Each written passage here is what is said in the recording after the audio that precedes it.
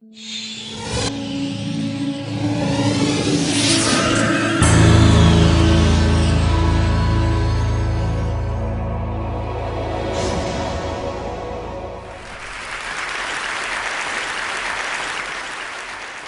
the next few minutes, we're going to talk about energy, and it's going to be a bit of a varied talk.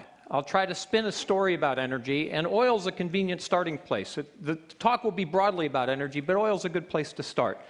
And one of the reasons is this is remarkable stuff. You take about 8 or so carbon atoms, about 20 hydrogen atoms, you put them together in exactly the right way, and you get this marvelous liquid, very energy dense and very easy to refine into a number of very useful products and fuels. It's great stuff. Now, as far as it goes, there's a lot of oil out there in the world, right? Here's my little pocket map of where it's all located. A bigger one for you to look at.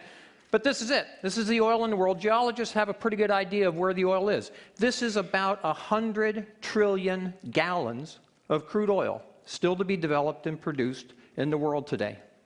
Now, that's just one story about oil. And we could end it there and say, well, oil's going to last forever because, well, there's just a lot of it.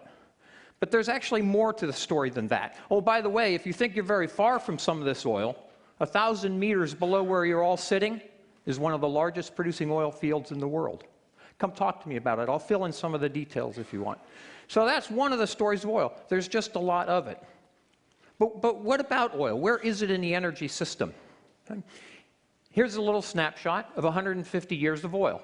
And it's been a dominant part of our energy system for most of those 150 years. Now, here's another little secret I'm going to tell you about.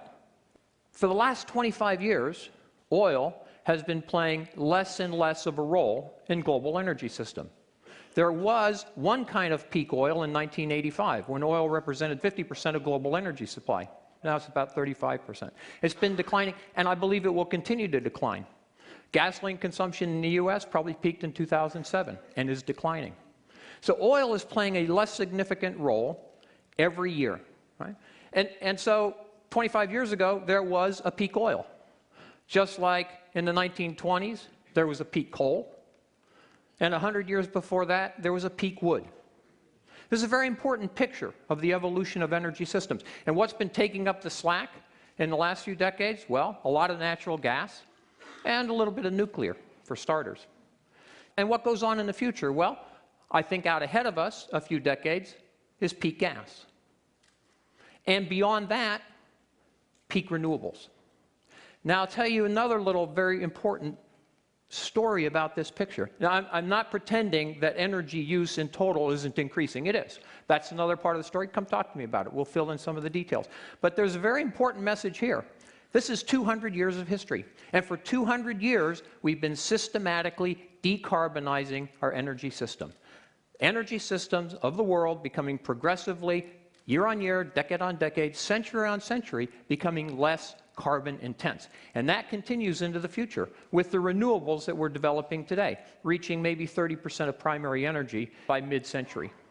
Now, that might be the end of the story. Okay, we just replace it all with conventional renewables. But I think actually there's more to the story than that. And to tell the next part of the story, and this is looking out, say, 2100 and beyond. What is the future of truly sustainable carbon-free energy? Well, we have to take a little excursion. And we'll start in Central Texas. Here's a piece of limestone. Picked it up outside of Marble Falls, Texas. It's about 400 million years old, and it's just limestone, nothing really special about it. Now, here's a piece of chalk. I picked this up at MIT. It's a little younger, and it's different than this limestone. You can see that. You wouldn't build a building out of this stuff, and you wouldn't try to give a lecture and write on the chalkboard with this. Yeah, it's very different. No, it's not different. It's not different. It's the same stuff. Calcium carbonate, calcium carbonate. What's different is how the molecules are put together. Now, if you think that's kind of neat, the story gets really neat right now. Off the coast of California comes this. It's an abalone shell. Now, millions of abalone every year make this shell. Oh, by the way, just in case you weren't already guessing, it's calcium carbonate. It's the same stuff as this and the same stuff as this. But it's not the same stuff, it's different. It's thousands of times, maybe 3,000 times tougher than this. And why? Because the lowly abalone is able to lay down the calcium carbonate crystals in layers, making this beautiful iridescent mother of pearl.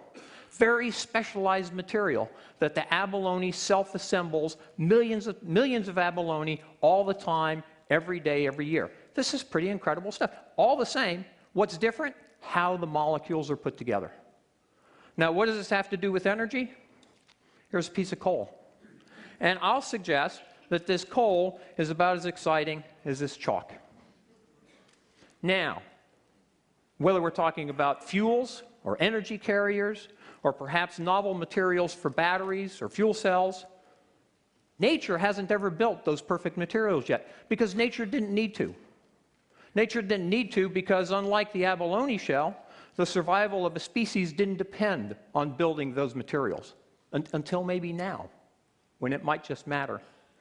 So, when we think about the future of energy, imagine what would it be like if instead of this, we could build the energy equivalent of this, just by rearranging the molecules differently.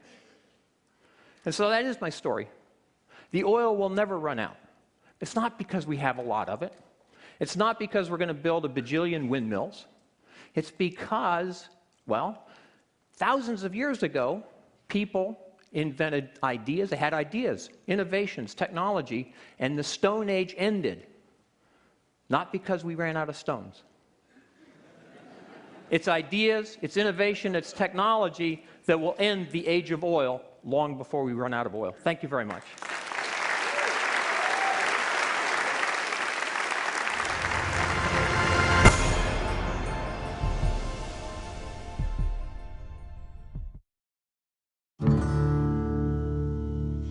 When I was 16, I found this motorcycle. It was a dilapidated piece of junk that wasn't going, but I realised how special it was. Restoration of this motorcycle has taught me to improvise with mechanical things. My name is Mark Lessek. I live in Hobart, Tasmania.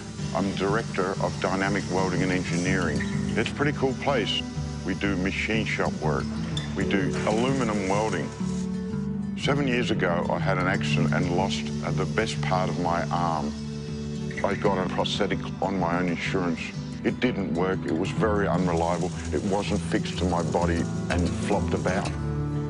It simply wasn't up to the job. I thought, if you can fix your own motorcycle, why can't you fix a prosthetic? So I did a search to find out as much information as possible and came across the Cairns artificial arm. This is an antique arm from the early 1900s, and in its time, it was so mechanically advanced. With patent search on Google, I was able to find every single Cairns patent online. So I set about trying to reverse engineer it. The arm itself has many good features. It's body-powered, which means it won't break down. You can use it for heavy-duty work, and you can also repair it yourself. And hold a beer. And hold a beer, exactly. Some of the new things I hope to add to this arm is an extra finger joint, and it will be gear-driven. It will also be lighter with space-age materials such as magnesium and carbon fibre. That is so cool. Well, if you think how many people have lost limbs but can't afford the new electronic limbs, I mean, it is rewarding knowing that one day people will be able to wear something that Mark and I are working on. My hope for this artificial arm is to wear it and share it so amputees can live a normal life again. It doesn't matter if it's a bike or an arm or your life. If you can take it apart, if you can understand it, you can make it better.